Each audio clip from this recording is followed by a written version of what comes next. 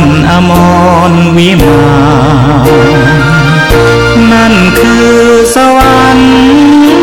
ดินแดนที่แสนสำราญท่านกำลังติดตามรับฟังสถานีวิทยุกระจายเสียงพระพุทธศาสนาแห่งชาติและสังคมคลื่นเพื่อการศึกษาพระพุทธศาสนาและวัฒนธรรมระบบ FM 104.5 เมกะเฮิรตซ์รายการต่อไปเป็นรายการมรดกธรรมกำเมืองดำเนินรายการโดยพระครูวิสิทธิ์ศรีลาภรณ์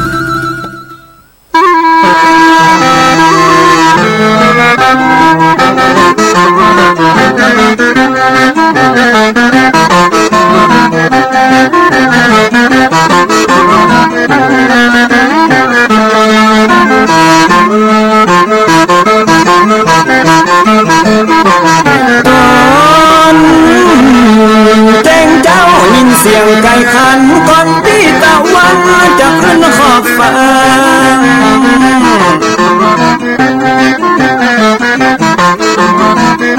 จะหันแสงทองทอแสงเจิดจ้าจัดการล้างหน้าอาบน้ำแต่งตัววันเริ่มต้นใหม่อย่าได้วันกลัวอย่าได้ขุ่นมัวกังวลโศกคอน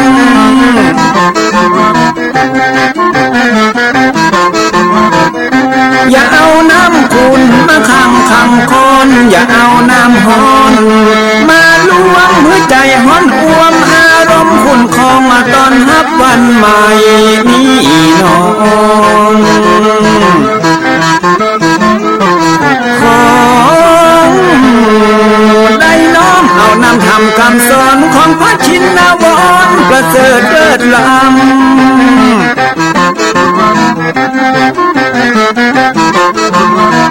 จับจุงจิตใจเพื่อออกจากธรรมบ่ฮือด่างดำโศกเศร้ามัวมองแสงแห่งธรรมะนั้นเป็นแสงทองส่องใจเรื่องร้องตึงวันคำเจ้า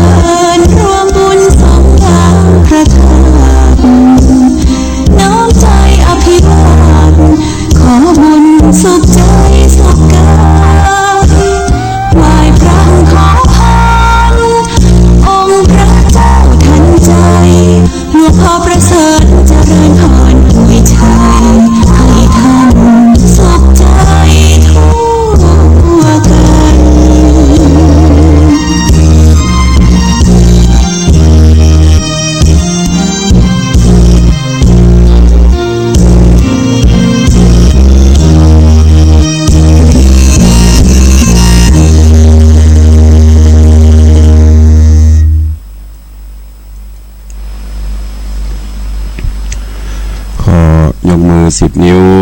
กราบนบนอบน้อมยังพระติรัตนเกี่ยวเจ้าตั้ง3 ประการอันหมายมีพระพุทธพระธรรมพระสงฆ์อันเป็นสรณะที่เปิ่งที่เคารพนับถืออันสูงสุดในชีวิตขอกราบคารวะแทบไตรไวสาปารมีธรรมพระเดชพระคุณหลวงปู่พระพรหมมงคลที่ปรึกษาเจ้าคณะภาค7เจ้าอาวาสวัดพระธาตุเจ้าสีจอมทองพระเดชพระคุณหลวงพ่อท่านเจ้าคุณพระเทพโกศลที่ปรึกษาเจ้าคณะภาค7เจ้าอาวาสวัดศรีโสดาพระอารามหลวงพระเดชพระคุณหลวงพ่อท่านเจ้าคุณพระธรรมราชานุวัตรเจ้าคณะภาค6เจ้าอาวาสวัดพระแก้วจังหวัดเชียงรายพระเดชพระคุณหลวงพ่อท่านเจ้าคุณพระเทพปริยัติเจ้าคณะจังหวัดเชียงใหม่เจ้าอาวาสวัดเจ็ดยอดพระอารามหลวงพระมหาเถรานุเถระครูบาสังฆเถระเจ้าภิกขุสงฆ์สามเณรจุตนจุองค์ด้วยความเคารพเจริญสุขเจริญปอนญาติโยมศรัทธาสาธุชนพุทธบริษัททุกท่านขอน้อมต้อนรับทุกท่านเข้าสู่รายการมรดกธรรมกำเมืองตั้งสถานีวิทยุวัดฝ่ายหินตำบลสุเทพอำเภอเมืองจังหวัดเชียงใหม่สถานีวิทยุวัดหนองกายตำบลสันปัญญางอำเภอแม่แตงจังหวัดเชียงใหม่สถานีวิทยุพระพุทธศาสนาจังหวัดเชียงรายและวิทยุชุมชนเสียงตามสายหอกระจายข่าวตระโจนเจริญปอนญาติโยมที่ติดตามรับฟังต่างวิทยุออนไลน์ต่างเว็บไซต์ของวัดฝ่ายหินและวัดวังสิงห์คำอยู่ในเวลานี้รายการนี้ดำเนินโดยอาตมาภาพพระครูวิสิตศรีลาภรณ์เจ้าคณะตำบลป่าแดดเจ้าอาวาสวัดวังสิงห์คำตำบลป่าแดดอำเภอเมืองจังหวัดเชียงใหม่เป็นผู้ดำเนินรายการก็จะได้น้อมนำเอาธรรมะสาระธรรมคำสอนปืนบ้านละนา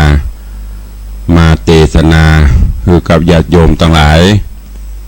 ได้สดับรับฟังกันวันนี้ก็เป็นวันทำการทำงานกันตามปกติเนอะ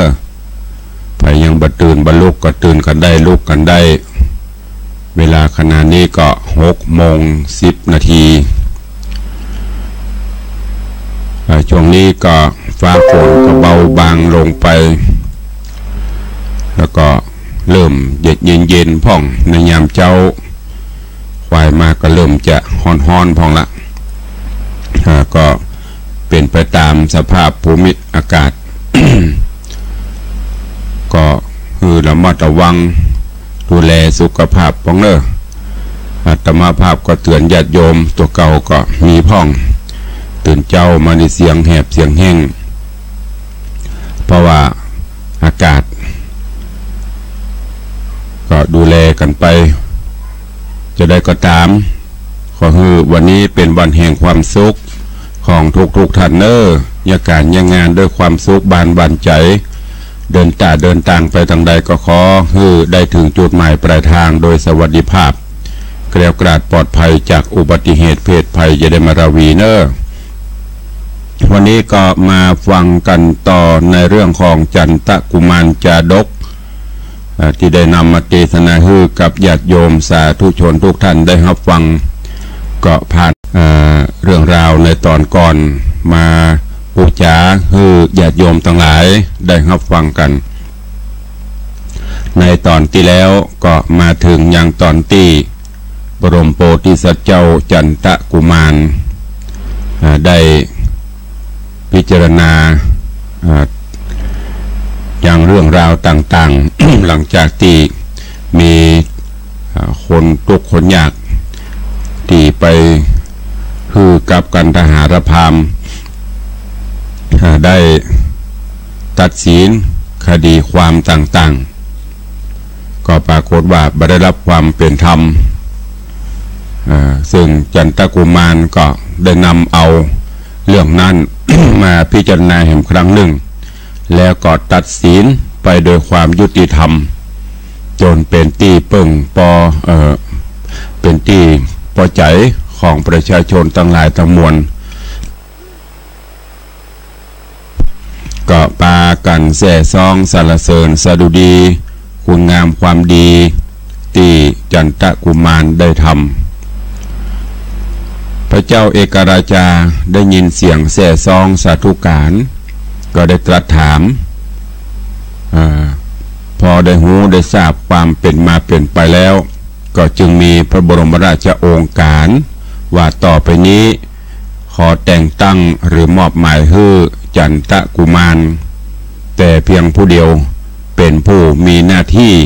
ในการตัดสินคดีความต่างๆทั้งหลายทั้งปวงให้เกิดความยุติธรรมเมื่อเป็นเจ้าอี้กันตหาละพามก็ถูกถอดออกจากตำแหน่งโดยปริยายก็ทำให้เกิดความเครียดแค้นต่อจันทกุมารว่าทำให้ตนขาดผลประโยชน์และได้รับความอับอายขายหน้าก็จึงได้ผูกใจผูกจิตพยาบาทกับจันทกุมารแต่นั้นมา วันหนึ่งพระเจ้าเอกราชก็ทรงฝันหันสวรรค์จันดาวดึงหันความผาสุกความสวยงามความรื่นรมอภิรมย์โจมชื่นต่างๆนานาในสวงสวรรค์นั้นเมื่อตื่นจากความฝันพระองค์ก็ยังทรงอาลัยอาวรณ์อยู่ง่ายๆก็คือจินตนาการมันม่วนเนาะความฝันแล้วก็ปรารถนาที่จะไปสู่ดินแดนอันเป็นสุขนั่นพอได้เวลาก็ จึงตรัสถามหมู่บรรดาที่พระองค์คิดว่าจะสามารถบอกทางไปสู่เทวโลกไปสู่แต่งดังความฝันนั้นได้ให้แก่พระองค์กรรมนี้ก็เป็นโอกาสดีของกันตหารพราหมณ์ได้โอกาสก็กราบทูลว่าข้าแต่พระราชาผู้มีบุญผู้ที่ประสงค์จะไปสู่สวงสวรรค์มีอยู่หนทางเดียวเท่านั้นนั่นก็คือทำบุญให้ทานและก็ฆ่าบุคคลที่บ่ควรฆ่าอันนี้กำลัง ทำนายกำลังโน้มน้าวให้พระเจ้าเอกราชได้คล้อยตามได้คิดตามเรื่องราวจะเป็นจะได้ในตอนที่แล้วมาถึงที่นี่แล้ววันนี้ก็ฟังกันต่อในเรื่องของจันทกุมารจาดกในตอนต่อไปณโอกาสบัดนี้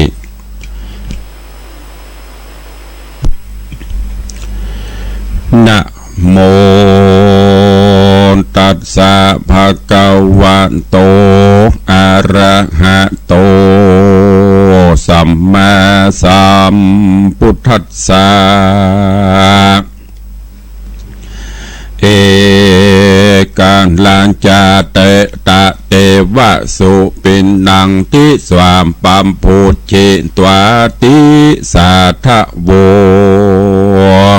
ดูราสะปุริสะตั้งหลายตั้งยิ่งใจ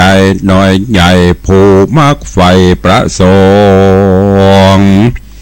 อาจินจงใครหอดเบียงเกี่ยวยอดในรามปานจิงได้ฮือตานเขาน้ำวัตถุพร่ำปัจจัย ศีลดวงใส58ได้โกดแขวดหักษาแล้วปาการพร้อมนาอยู่ท่าฟังธรรมจุงดาจำติดต่อตามบาทคอบาลีว่าโสโหเอกละจาดังนี้เป็นตนบัดนี้แดเตโสเอกราชาส่วนพระญาเอกราชเจ้าพระศาสตร์บุพวดีการรายตีเสียงขอดก็สุดยอดความฝันเจ้าหอจันสะดุ้งตื่นปิ้นปิกฟื้นอินทรีย์มีสติอยู่ไกลจำชื่อได้จุอันดังได้หันตอดหน้าบ่ลับกว่าหายโหนลับตาโตนสั้นพอก็หันแต่นางนอเทวธิดา มีใจเววาไฟของใครไปเกิดห้องโคงสะวันเจ้าหอจันทิราชก็กึดขวาดขะนิ่งนายว่าบุญอันใดนานละจักเป็นเก้ากองบุญอันจักหนุนส่งตุ่มจากห้องลุ่มเบื้องโคนไปเกิดบนฝากฝ่าโค้งแหล่งลาตาว่าติงสามีเตวะธิดาลายแหล่วังเวทแห่เป็นปริวารเจ้าผู้บานยศใหญ่ข้าเน่งไข่ไปมาพิจารณาสันสองพับไข่ห้องหอดายบัดนี้ได้สำนาซอยจักสมไฟหอยกันนิ่งหมายจักอุบายจักออกอุบายขับใบหือเต่าไทยผาปัลลาคาบูตตาหนุ่มเดาคือว่าเจ้าจันทกุมาร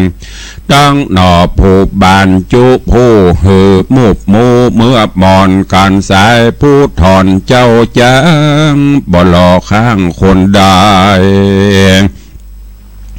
เจ้าหอใจยศใหญ่เตี้ยงเหือเฮาได้ต่างตาพิจารณาถอยวาดตัดเสียงขาดคดีความเฮาจักมีลาบลายบ่พรเหมือนเมื่อก่อนปางลาง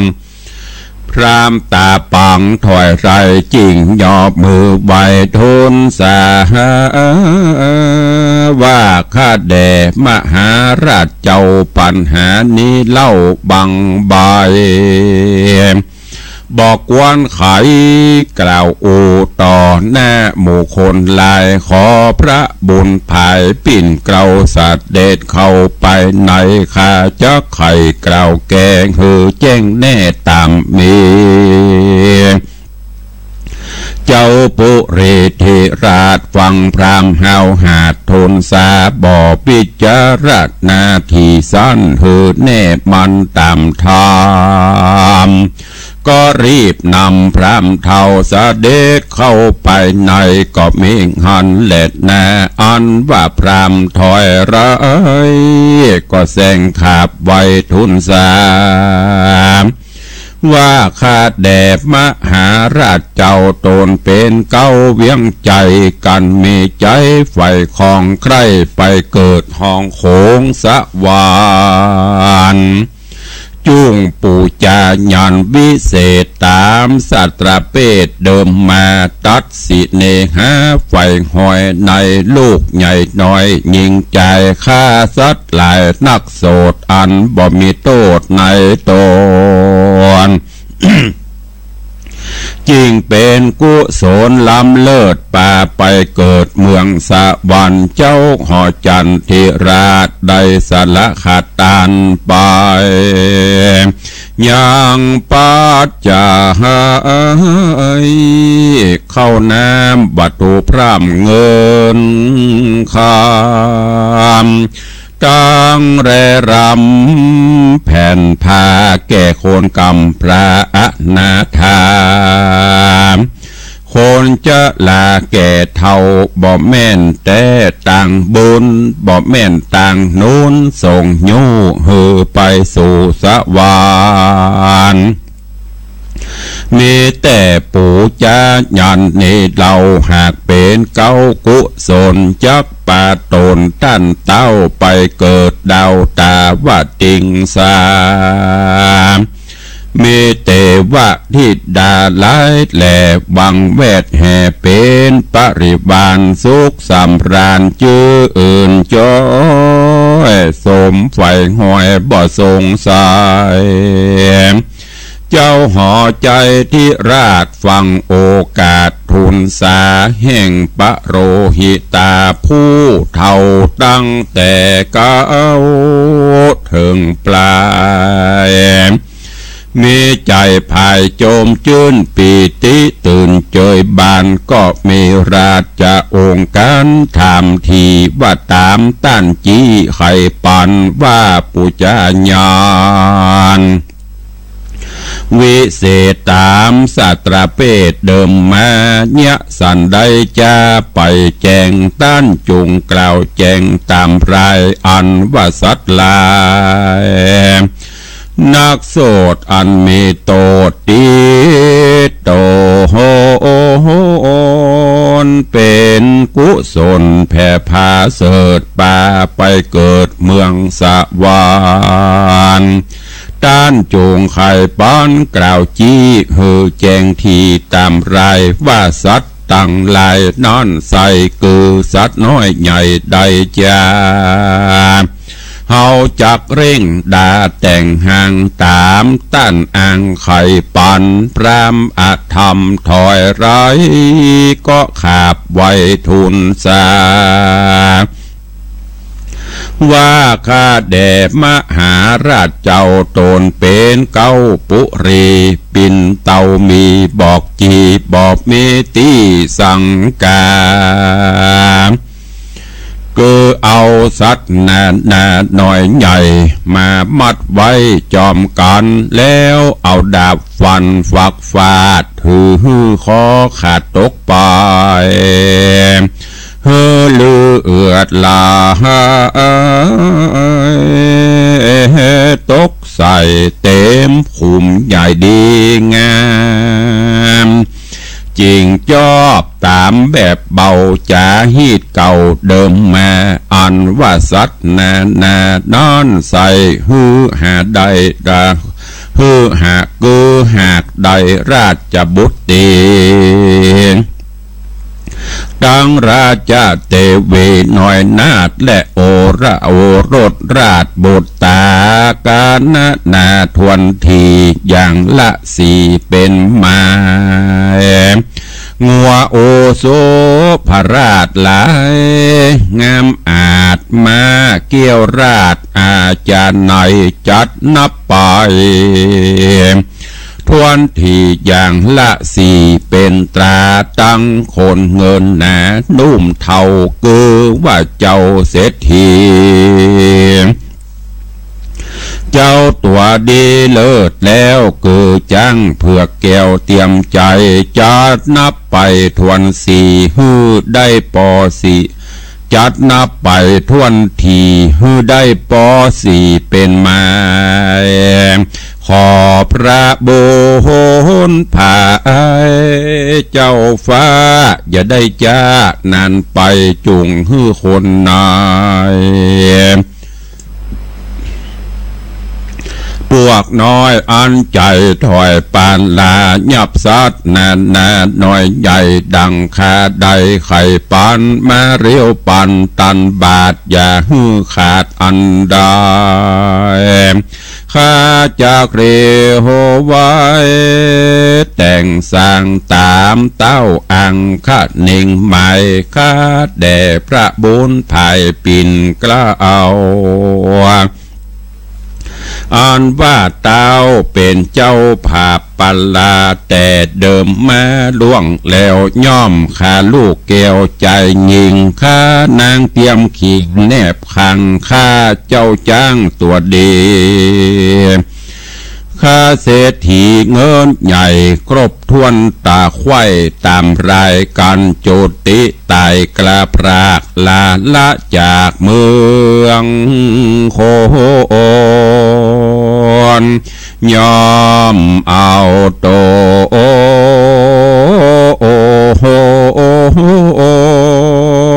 ไปเกิดในจันฟ้าเลิศตาวาติงสาเนนาการปะโรหิตาผู้ใบนบขาบไว้สุดกรรมเจ้าห่อคำเอกราชก็ฮับโอกาสกรรมพราม ว่าเฮาจะกะตามต้านกล่าวโดยด่วนเฮาเร็วปันคือปุจาย้อนวิเศษตามศาสตรเพศโบราณย้อนใจปานไฟข้ออง ใครไปเกิดห้องเมืองบนบ่ถอยโหนหลีกเว้นลบจากเส้นปฏิญญาและนาสเปกัญญาโยส่วนนางกัญญาหลายน้อยใหญ่อันอยู่ไกลไปใน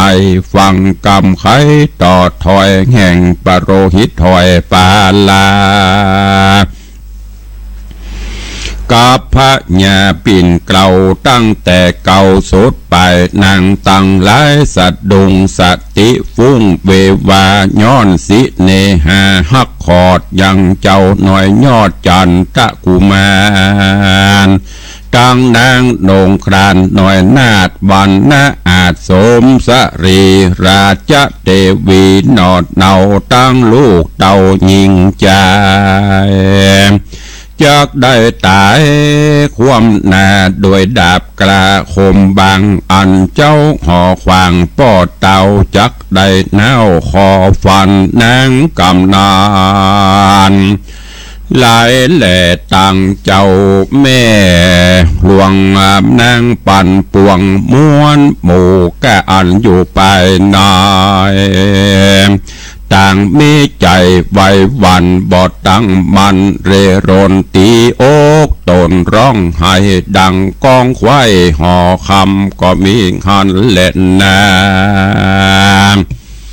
ตามัดถังปากกาเส้นโตศรัทธาอาหะศรัทธาอันว่าสัพปัญโยยอดซอยหันบาทถอยบาลีบทหลังมีไปแจงพระจริงแสงเทศนาว่าอันโตโหนิเวสนังสัพเพจันนาดังนี้เป็นตนภิกขเวดุราภิกขุสงฆ์ตนทะรงสินใสสะอาดสืบเจือจาดอริยสาวกาสัพเพจันนาอันว่าคนตั้งหลายม้วนหมู่กะอันอยู่ไปนายแห่งหอใจยอดซอยคือนางนาดน้อยโมสะนมตั้งแม่นมหนุ่มหน้าเอาและแม่เจ้าเฮือนหลวงนางปันปวงกอมใจกันหูแจงไข่ขี่ยาอันพรำปลา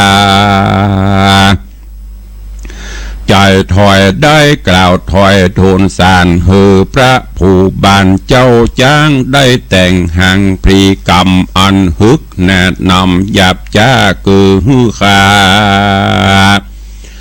ลาจะเทวีตังราชบุตรีโอรสราชเฮอชีวิตขาดจอมกันเพื่อปุจายันวิเศษตามพรามใจเพศจาขา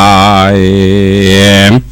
จุมนางในแม่เจ้าตั้งนางนอดเนากันยากะนัดนาอ่านหมื่นหน้าบ่จุนบันสายริร่ำไรห้องให้ตุกเอาไม้เผาล้นต่างตอดต้นลมเต้าดินดะดาวจอมกันจ่าเตรียมตันเพียบไว้ดังลมใหญ่หัวปีแม่ปฏิถูกต้องยังเถื่อนทองดงหลังฮือเปปังหลังลูหักก้นอยู่จอมกันนั่นแหละนะอันว่าปันโลหิตยศใหญ่คือปู่บาปใบกันดาหาระพรามซ้อมไว้ถามแถมเล่าว่าข้าเดชเต้าเจ้าองค์คามอันว่าพฤติกรรมวิเศษตามสัตรเพศโบราณพระผู้บานยศใหญ่จักงดไว้ตุ่มได้หรือยังไม่แต่งสะอางตามข้าอ่างทูลสาเมื่อนั้นนะพญาเอกราชเจ้า เจ้าผาศาสตร์เจ้าใส่สีฟังว่าตีถามทีฮือเท่ากำกีใจหันก็มีราชองค์การตอบเล่าว่าดูราปโรหิตเท่าเตรียมตาเฮาจักหือดาแต่งห่างตามต้านอังไข่ปานโดยเร็วปานด่วนเฮาบ่ตัดบันตุมได้เหตุเฮานี้หมายไฟของไข่ไปเกิดห้องตาบัดติงสากำผาธานานั่นใส่ขอฮือเฮาได้ตั้งดังคันนิ่งส่วนลูกใจยิงนอนเนื้อสายจัดเชื่อวงศาตั้งราชญาณาไทยเฮาตัดขาดได้ดีลีกันเจ้าปุเรที่ราชกล่าวเสียงขาดสุดกรรมพรามอธรรมกรรมกีมีใจกรี้จมบานก็ย่อมือสานก้มเกลากล่าวกรรมเล่าลมใจว่าข้าแด่พระจอมไตรยศเงาผู้ภาพดาวนอพาลาการปูจานี้ลาวมีกุลมาอากเต้าเหลือใจบ่มีไผ่เงียใดดังเดิมอ่อนปันดังพระผู้ทอนเจ้าจ้างจักฮือแต่งสั่งเร็วไวจริงบ่มีไผเพียบใดพับแผ่นไตปัทวีขอพระผู้มียอดซอยรีบเหือพวกน้อยคนในไปยับใส่ใจลูกเต่าตั้งนางนอดเนาราชญาแล้วนำมาอย่าจ้าหือพร้อมนาจอมกันข้าจักเร็วปันแต่งใบยังเครื่องใจปูจาเพื่อฮือมหาราชเจ้าตนเป็นปิ่นเกลาจอมควันได้ปูจายันวิเศษตามสัตรเพศเดิมอ่อนพรามผมปอนหาวหาดกล่าวเสียงขาดสุดปลายก็รีบถวายก้มเกล่าลาเต้าเจ้าปลาแล้วไกลกลาใบว่องออกจากห้องเวียงใจพรามจังไรปู่เท่าใจกำเศร้าทารนก็หือบริวารโตนแต่งไว้ยังคุมใหญ่บัดเดียวยังขุมใหญ่บัดยังขุมใหญ่บัดเดียวล้อมหัวเรียวมันแกนจดทีแนนตึบตันดาจุอันจุสิ่งพร้อมทวนยิ่งตามลายและนาโซโฮโอโฮกันดาหาละพรามส่วนปันทหารละพรามบาปเศร้าปุโรหิตเก้าอาจารย์กันทุนสานเมียนควายกอดลาเต่าไทยผาปลารีบไกลกลาใบวองออกจากห้องเวียงใจฮือคนในขาใจพร้อมหน้าควายยิงใจรีบโพงควายดาแต่งตามปิมแปงเดิมมาตามมันทริจากล่าวอ่างย้อนใครมั่งแต่งฟานยังดอกขุนทันตนองค์อาจเหอชีวิตขาดมรณะเกือดาแต่งไว้ยังขุมใหญ่บาดเดียวล้อมหัวเรียวมันแกวนตัดที่แน่นเดือลายตืดที่แน่นเดือดหลายแล้วกฎหมายวางขาดบ่ฮือไพร่ราชประจาและคนนาต่างเตดไปอยู่ใกล้เขตแดนมาร การโจอ่านโจสิ่งเมียนทวนยิ่งโจประการพรามสามานหาวหาดก็ไปอภิวาททุนสามเฮอปะญายศใหญ่หูแจงไข่ตามมีก็มีหันและนาโซโอโฮโอโอราชาส่วนพระญายศยาวผู้ภาพดาวปุพวดีฟังวาตีบอกเล่าแห่งพรามเท่าใจหานก็มีราชองค์การโป้งขาดพวกเฮาหาดใจไฟว่าดูราเศษนาหน่อยเฮ้อผู้กระอ่อนจังคาคนตายสู่ตั้งหลายมวลโมจุงลันลูจอมกันด้วยเรียวปันด่วนเฮายับลูกกูเต้ามาไว้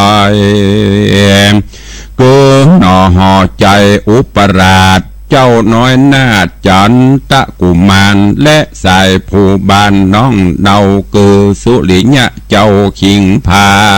ยต้องสองใจปีดน้องเกิดห่วมต้องอากามะเหสีตั้งลูกเตวีน้อยนาดวันนาอาจเจียงคานจื้อพัทธเสนกุมารผู้ปี้อย่าหื้อหลีกลีนีกลายกับสองสายใจอ่อนน้อยคือเจ้ายอดซอยสุระกุมารสี่นอผู้บานนี้ใส่ยับหือได้นำมา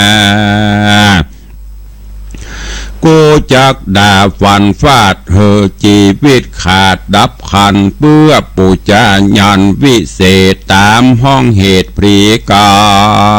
มอันจักนำกูตาหาวปนจากดาวเมืองคนได้เอาตนไปเกิดในจันฟ้าเลิศตาวติงสาและนาสเปลาจามปุลิสาส่วนคนในพวกน้อยอันใจถอยฮึกหานรับราชจะองค์การโป่งขาดแห่งเต้าเทราชใจไฟก็เร็วไวตั้งหมู่แล่นไปสู่พังกาแห่งอุปราชาหนุ่มนาวก็ว่าเจ้าจันตะกุมารแล้วใครการบอกเล่าว่าข้าแด่เจ้าบุญมีบานี้เจ้าปุลียศใหญ่อาจญาใส่ปันมาผู้ขาลายนี้เล่ามายับเอาเจ้านำไปโดยเร็วไวด่วนสันเพื่อเอาดาบบันตัดคอเลือดสอบหน่อไทยตกลงใส่ในขุมย้อนใจโหม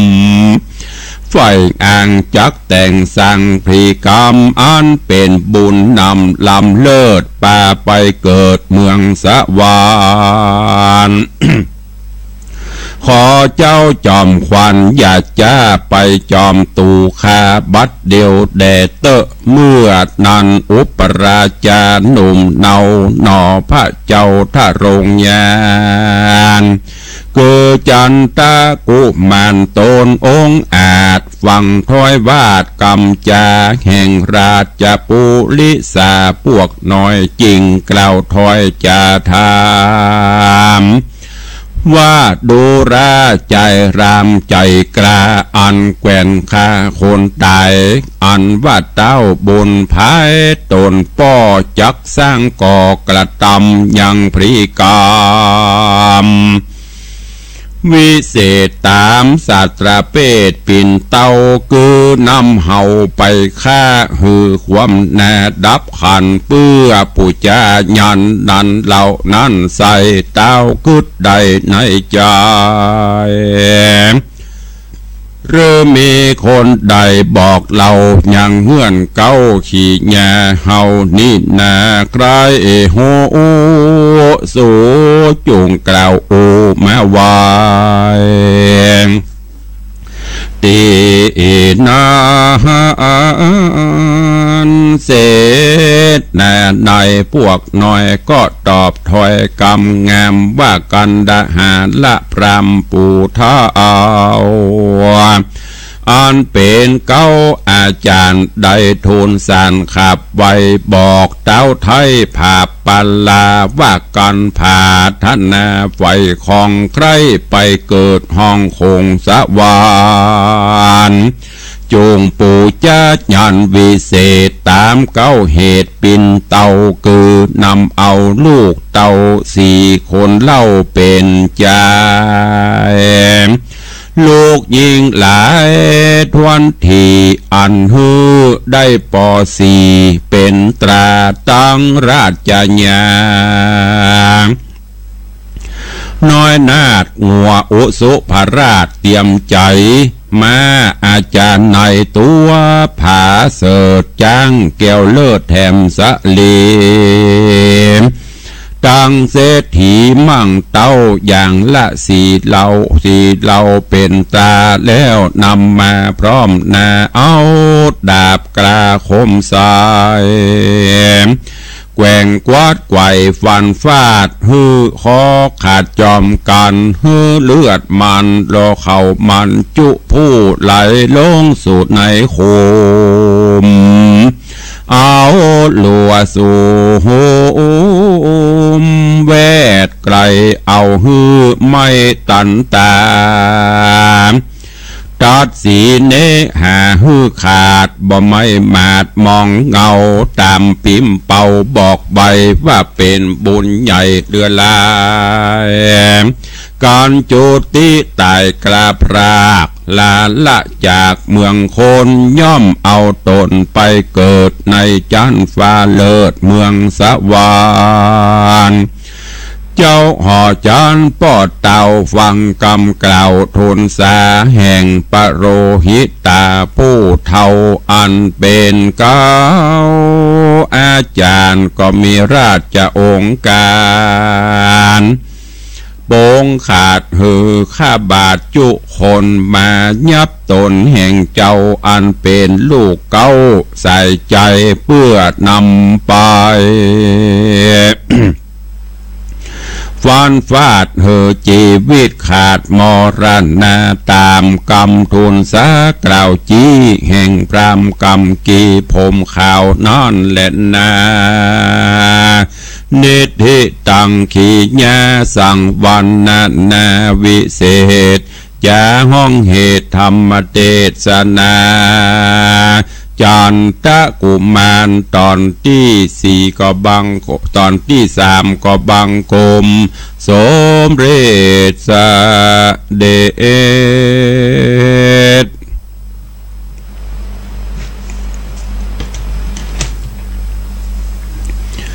ญาติโยมศรัทธาสาธุชนอีพ่ออีแม่ทั้งหลายได้สดับรับฟังพระธรรมเทศนาจันทกุมารที่ได้น้อมนำมาเทศนาฮือกับญาติโยมทั้งหลายได้รับฟังก็ผ่านกันไปแถมตอน1จันทกุมารจาดกเป็นพระจาตุที่7ในจำนวนทศจาตุคือ10จาตุปางเมื่อบรมโพธิสัตว์เจ้าของเฮาทรงปั่มเป่งบรมโพธิสมภารสร้างปรมีธรรมในตอนที่7หรือว่าในจาตุที่7เป็นพระจันทกุมารในตอนนี้อาตมภาพได้นำมาเทศนาให้ญาติโยมทั้งหลายได้รับฟังกันก็ผ่านไป 2-3 ตอนแล้วตอนที่กำลังจบลงไปนี้ก็เป็นตอนมาถึงตอนที่กันดหารพราหมณ์ได้กราบทูลเทศทูลคือข้าพเจ้าอยู่หัวว่าหลังจากที่ท่านเจ้าได้นำคำฝันนั้นมาเล่า คือกับเสนาอำมาตย์ทั้งหลายได้ฟังก็ประจบพบเหมาะที่กันดหารพราหมณ์ได้ยินก็มีความคิดไอเดียปิ้งขึ้นมาว่าถึงการละเวลาที่เขาจะต้องชำระแค้นแล้วก็เลยกราบทูลพระเจ้าเอกราชเกี่ยวกับเรื่องความฝันอันนั้นว่าอู้กันต่างกลางลวงกลางลายนี่บ่ได้ต้องไปอู้กันแห่งตีเรื่องจากนั้นพระเจ้าเอกราชก็สั่งให้กันดหารพราหมณ์เข้าเฝ้าเป็นการส่วนพระองค์เป็นการภายในกันดหารพราหมณ์ก็กราบทูลเรื่องราวใส่ไข่ใส่นมใส่ไข่ใส่ความเข้าไปคือกับปัญญาที่บอกว่าฆ่าบุคคลที่บุคคลฆ่าหมายความว่าจะได้ถามไปถามมาบุคคลที่ควรจะฆ่าก็มีลูกหลานตันเต้าสีภริญาตลอดจนจ้างมาเนี่ยปู่พราหมณ์บอกให้เอาไปฆ่าทั้งหมดขุดขุมไว้ประกอบพิธีกรรมพญาเจ้าก็หลงเชื่อมาฟังไผละกรรมนี้หน้ามืดตามนสั่งเสนาอำมาตย์แล้วก็สั่งให้กันดหารพราหมณ์ไปจัดการตามที่ตั้นประสงค์ได้กันดหารพราหมณ์ได้โอกาสก็สั่งลูกน้องป้องไปขุดหลุมขุดอย่างเตรียมไว้แล้วก็ไปเฝ้ายังพญาเจ้าเมืองจากนั้นก็พญาเอกราชพญาเจ้าเมืองก็ตัดสั่งให้เสนาอำมาตย์ไปจับไปยับลูกตึง 4-5 คนตึงภรรยาตึงเศรษฐีกำลังจะเอาไปเตรียมที่จะประกอบพิธีกรรมเรื่องราวจะเป็นจะได้หมู่นี้จะรอดตายไหมหรือจะต้องโดนตัดโดนอย่าง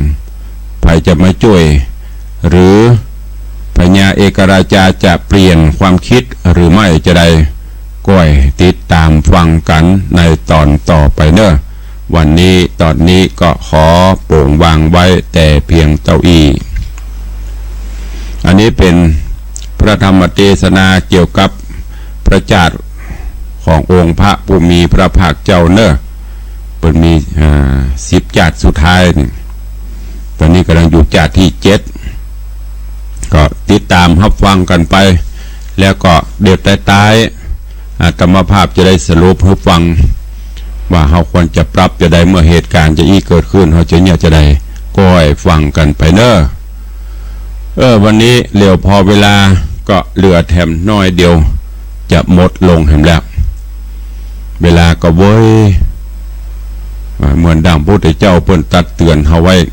การเวลาผ่านพ้นไปให้ถามตัวเองอยู่เสมอว่าบัดนี้เราทำอะไรกันอยู่ก็หมายถึงว่าเวลาเสี่ยงไปนะได้อย่างพ้องเนี่ยอย่างพ้องเป็นประโยชนะกับตนกับตัวกับบ้านกับเมืองกับพระศาสนากับครอบครัวอย่างพ้องแต่ว่าเอาไปแก้ไขอย่างก็บ่ได้ละเพราะฉะนั้นเวลา24 ชั่วโมงทุกนาทีมีค่าก็ใจเวลาให้เป็นประโยชน์แต่ไม่ใช่ถึงกับโป้ไปอยู่บัญญังโมมณะเสาะสตางค์เนี่ยการตึงวันตึงคืนนั้นก็ไม่ใจเนอะต้องคิดพิจารณาให้เวลาเป็นประโยชน์เวลาพักก็พักเวลาทำงานก็ทำตั้งใจทำที่สำคัญอย่าไปสร้างอกุศลกรรมโดยกายโดยวาจาโดยใจก็จะนำให้เฮาอยู่สุขสบายเนอะวันนี้ขอประชาสัมพันธ์ข่าวสารงานบุญกุศลให้ญาติโยมทั้งหลายได้รับทราบได้โมทนาสาธุได้มาร่วมบุญกุศลด้วยกันใกล้เข้ามาแล้วเนอะวันนี้ก็วันที่13ละ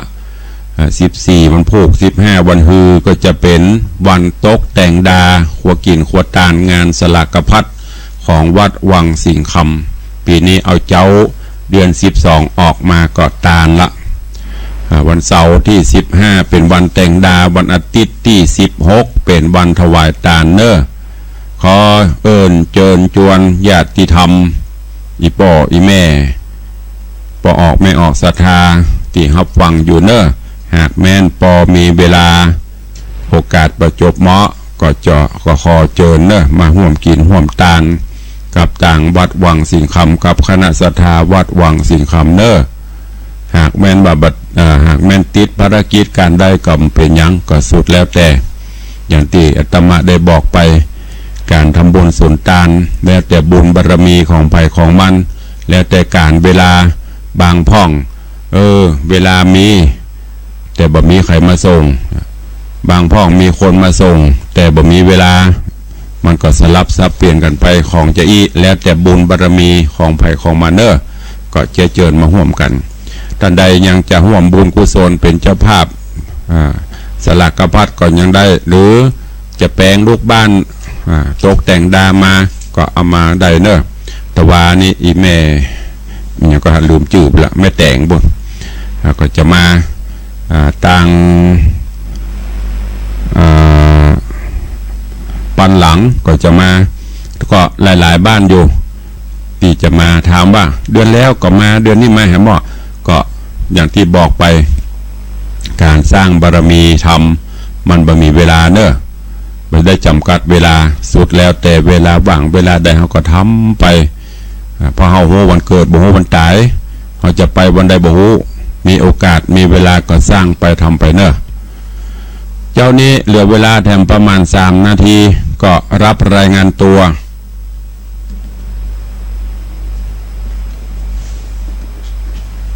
ฟังจากที่ไหนต่างใดผลการรับฟังเป็นจะได้รายงานผลเข้ามาหรือ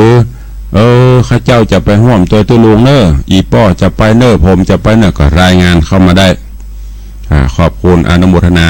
แล้วก็หลายๆท่านที่ได้ร่วมเป็นเจ้าภาพต้นโจก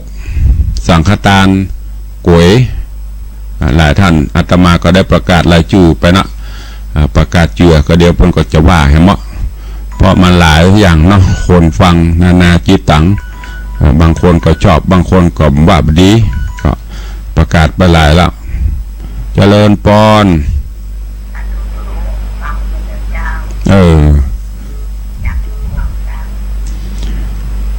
เจริญปอนสายต่อไปครับฮะใครหาครับปอวิรัตพงษ์พมรเนาะสาธุเนอเจริญปอนโยมปอวิรัตพงษ์พมรละเกงซอย2แฟนครับฟังตลอดสัญญาณชัดเจนแล้วก็อย่างก็ตะกี้อย่างก็ลืมไปละแม่โทรเข้ามาก็สัญญาณชัดเจนดีเข้ามาแฮมกำลังมี2 สายใครฟังจากตังใดพ่องใครใครรายงานตัวรายงานผลในยามเช้าเข้ามาแจกกันเนอะถ้าหลายถ้ากันหลายกันเพราะกันม่วนตัวลงก็จะเปิดหน้าไมค์แต่ถ้ามันบ่มีภายหลายก็ต่อไปก็คงจะงดรับสายหน้าไมค์บอกบ่ได้ได้จากันละถ้ามีเข้ามาโลก็จะได้เปิดแกง่อมแกเหงาถ้าว่ามีใครโทรบ่มีไผก็อันนี้แม่มอนแสงคำจำได้ละฟังตลอดนะแม่เนอร์อนุโมทนาบุญ3 สายนอกนั้นใครจะเข้ามาแหมส่วนมากก็จะมีเก่าๆคนใหม่ๆฟังกันพ่องก็จ้าถ้าฟังก็รายงานผลเข้ามาเนอตั้งเหนือที่รับจากสัญญาณจากวัดหนองกายมีพ่องก่อวัดหนองกายนี่เพิ่นมี3 คลื่นก็เนอไม่ได้ดูมันจะมี2เหลือ2กะก็ว่าจะได้แต่ที่แน่ๆมีที่เพิ่นแจ้งเข้ามานี่มี3 คลื่นความถี่มี 99.75 102.0 และ 89.25 ก็คงจะเหลือ3หรือว่าเหลือ2 คลื่นก็เทียบเท่ากับ2 สถานีก็ปรากฏทางเหนือนี่สมัครจะดักปิ้งฟังพ่องบ่ฟังพ่องกับบุมาเจ้าหนึ่งมีประมาณ 2-3 สายก็โทรเข้ามาฮือกำลังใจกันถ้ามีหลายก็ ได้ได้จ่ากันยามเจ้าก็จะได้ม่วนได้งานแต่ถ้ามันบหลายต่อไปก็คงจะงดหน้าใหม่ไม่ต้องคุยกันเตะอย่างเดียวจบแล้วก็เลิกลากันไปเจริญพรฟังจากที่ไหนตั้งใดสถานีวัดไหน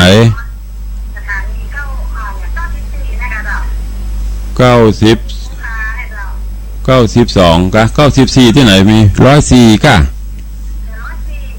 ของวัดฝ่ายหินเนาะขอบคุณหลายๆอีกอะโทรฟังตึงวันก็โทรมาพ้องกันเนอดีละขอบคุณเจริญปอนเนอสาธุเจริญปอนสายต่อไปฮัลโหลจากที่ไหนขอบคุณหลายๆเนอฟังตึงวันก็โทรมาตึงวันพ้องเนอเจริญปอนสาธุเจริญปอนสายต่อไปจากที่ไหนฮัลโหลจากทางใดมันเปลอะแต่ตุลุงกับบ่ฮู้มันเปลอะบ่ฮู้มันเลอะเทอะไปหมดมันดักปิ้งเช็คสัญญาณไปก็เงียบเหงาก็นึกว่ามีใครถ้ามีใครตุลุงจะได้ดีละโมทนาสาธุเนอจะเลิญปอนถ้าจมนักนี่ก็โทรเข้ามาโละถ้าบ่จมก็บ่โทรดักปิ้งจะเลิญปอนสายต่อไปฮัลโหลว่าจะได้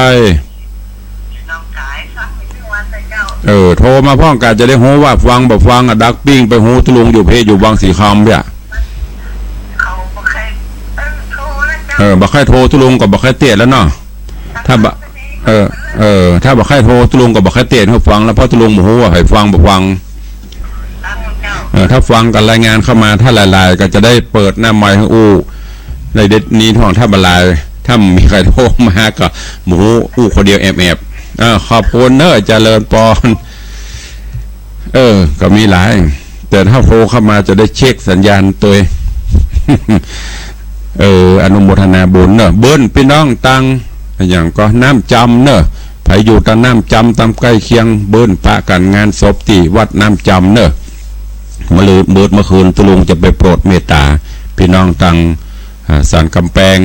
ตังน้ำจำศพไปหูลืมจื่อไปละเปิดนิมนต์ไปเตะเมื่อคืนนี่